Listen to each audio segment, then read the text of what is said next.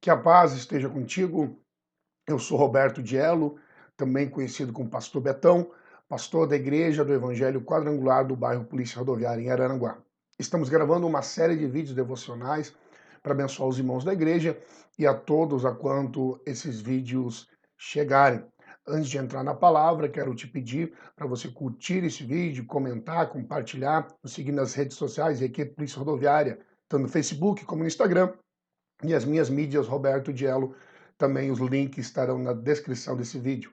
Estamos nesse propósito de jejum, de 21 dias de jejum e oração. Esse é o 16º dia.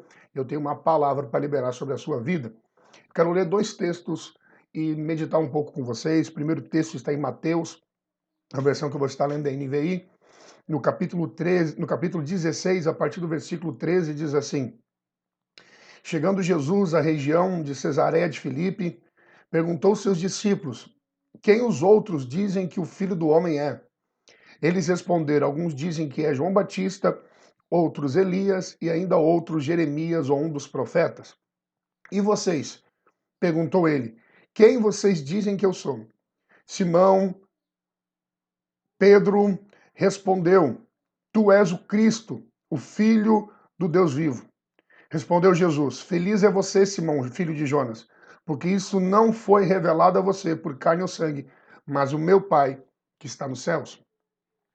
E o segundo texto está lá no Evangelho, conforme escreveu João, no capítulo de número 6, a partir do versículo de número 66. Diz assim: Daquela hora em diante, muitos dos seus discípulos voltaram atrás e deixaram de segui-lo.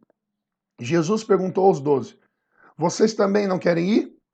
Simão Pedro lhe respondeu: Senhor, para quem iremos? Tu tens as palavras da vida eterna. Nós cremos e sabemos que tu és o Santo de Deus. São dois textos onde nós vemos um contexto, onde Jesus faz uma pergunta aos seus discípulos, no geral. Quem se levanta, quem se dispõe a responder é o apóstolo Pedro. E as respostas que Pedro dá, elas nos ensinam muito. Primeiro texto que está em Mateus. Jesus ele pergunta primeiro o que as pessoas, o que os homens diziam acerca dele. Então os discípulos dizem: Senhor, uns dizem que tu és João Batista, Jeremias ou um dos profetas. Então Jesus olha para os seus discípulos para saber qual era a revelação, a opinião, o que eles entendiam do próprio Cristo. E Jesus diz: E vocês? Quem vocês dizem que eu sou? A pergunta foi feita aos apóstolos, aos discípulos, mas é Pedro que se levanta e diz: Senhor, tu és o Cristo, o ungido, o Filho do Deus vivo. Né? Em outras palavras, ele estava dizendo: tu é aquele a qual os escritos, a profecia se referia. Tu és aquele que viria para salvar, para redimir Israel. Tu és o esperado da nossa nação. Tu és esse, o enviado de Deus, o Filho de Deus, para nos salvar. Nós cremos isso. As pessoas, os outros, têm uma visão acerca de ti só como um profeta, como mais um profeta em Israel. Mas nós cremos que tu não é apenas mais um, tu és o Salvador. Essa visão que nós precisamos ter. Se você tem respondido a Jesus como a multidão, ele é um profeta, ele é um Jeremias, ele é um João Batista. Então Jesus vai ser para você como um médico que você o procura quando você está doente. Jesus vai ser como um banco que você o procura quando você precisa de dinheiro. Jesus vai ser um amigo apenas que você procura quando precisa de uma opinião. Se Jesus for apenas mais um entre os outros, você vai fazer de Jesus apenas alguém que você busca na sua necessidade. Mas quando Jesus pergunta a vocês quem vocês dizem que eu sou? Pedro se levanta. E quem dá essa inspiração, essa revelação para o próprio Pedro é o próprio Pai que está no céu. Nós não saberíamos disso se não fosse revelado pelo Espírito Santo. Ninguém tem essa consciência se de Deus não receber. Talvez você está me assistindo e sempre achou Jesus mais um entre os muitos que podem te ajudar. Mas que durante esta palavra, porque a palavra gera fé, o Pai possa revelar, possa mostrar ao teu coração que Jesus não é mais um, Jesus é o único. Ele é o único que pode salvar.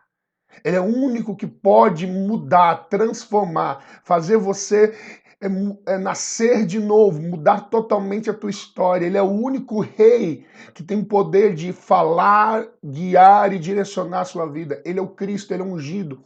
Ele é aquele a quem Deus enviou para a terra, sendo o próprio Deus.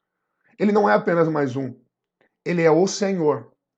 Se fizermos de Jesus apenas a nossa religião, as pessoas têm um time de futebol, as pessoas têm uma religião, as pessoas têm um estilo de música. Religião, eu posso ter uma e ter outras coisas que competem com ela. Mas se eu tenho um Cristo, um Salvador, um Rei, um Senhor, na verdade eu não tenho mais nada, eu tenho somente a Ele.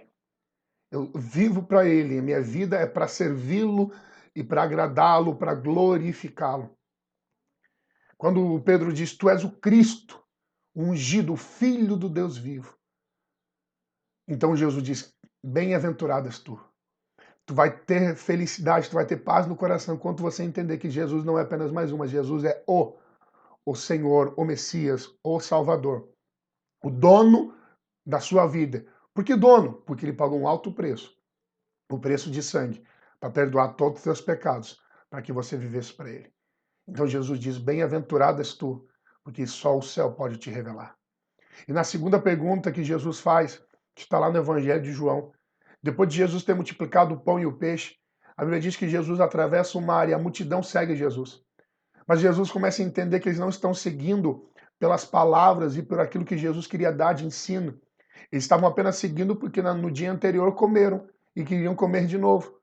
Então Jesus começa a pregar a revelação do céu, o reino de Deus, uma vida com Deus, não apenas bênção, não apenas momentos, não apenas satisfação dos problemas, mas uma vida, um relacionamento. Jesus começa a dizer que tem que comer do meu corpo, tem que beber do meu sangue.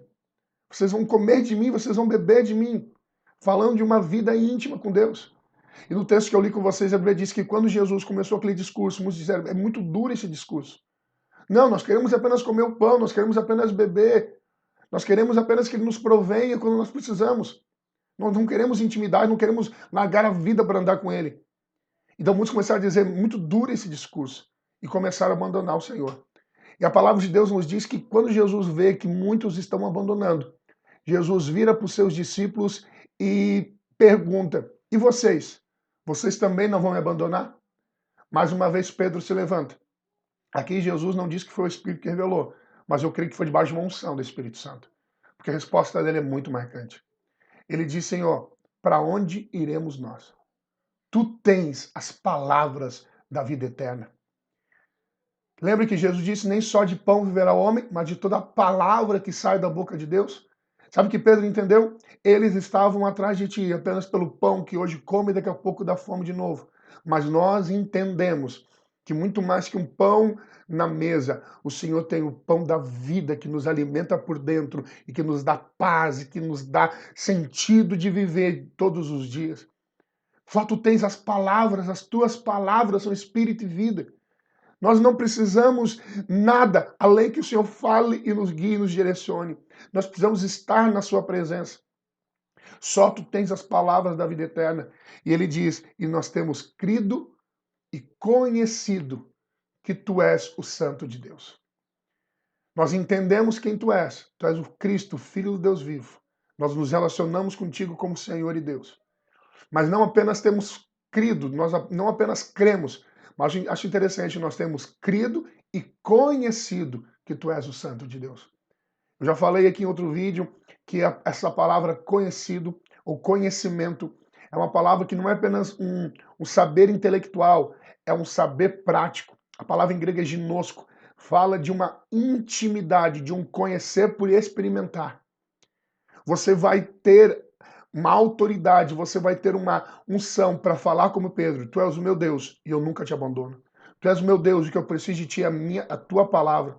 Em resumo, as duas respostas de Pedro falam isso. Tu és o Senhor, tu és o dono e eu não tenho mais vida além de ti. As tuas palavras são a minha vida. O teu espírito é o que eu preciso. O Senhor me guiar é a fonte do meu coração. Não apenas porque você me ouviu falando, eu quero crer que você e eu vamos dizer como Pedro, porque nós temos experimentado, porque nós temos tido comunhão, nós temos conhecido quem tu és. Como Jó, Jó disse, antes, Senhor, eu te conhecia de ouvir falar, agora eu te conheço porque os meus olhos te veem. São dias, irmãos, que o Senhor está nos chamando para uma consagração, uma intensidade na sua presença.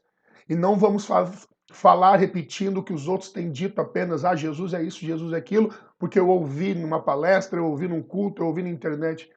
Eu creio que o Senhor quer que eu e você vamos falar de Jesus, não porque ouvimos alguém falando, mas vamos falar dizendo assim: nós temos crido e tido experiências que Ele é o Santo de Deus, que Ele é o Deus vivo, que as suas palavras são tudo o que nós precisamos. Quando a mulher samaritana vai para Sicar e ela fala de Jesus, a cidade vai até Jesus. Depois que a cidade ouve Jesus, eles saem e dizem assim, ó, nós fomos até ele porque tu nos falou, mas nós permanecemos nele porque nós tivemos uma experiência, porque nós o conhecemos. Você precisa ter um conhecimento experimental de Jesus. Jesus não é uma religião, Jesus é uma pessoa. Ele fala, ele toca e quer se revelar para você nesses dias. Em nome de Jesus, que você receba uma experiência, um toque, a glória do Senhor sobre a sua vida. E você o conheça como Filho de Deus, como aquele a qual você não pode viver mais sem, porque ele é a vida. Receba essa palavra, receba graça e fogo, receba o toque do Senhor sobre a sua vida, em nome de Jesus Cristo.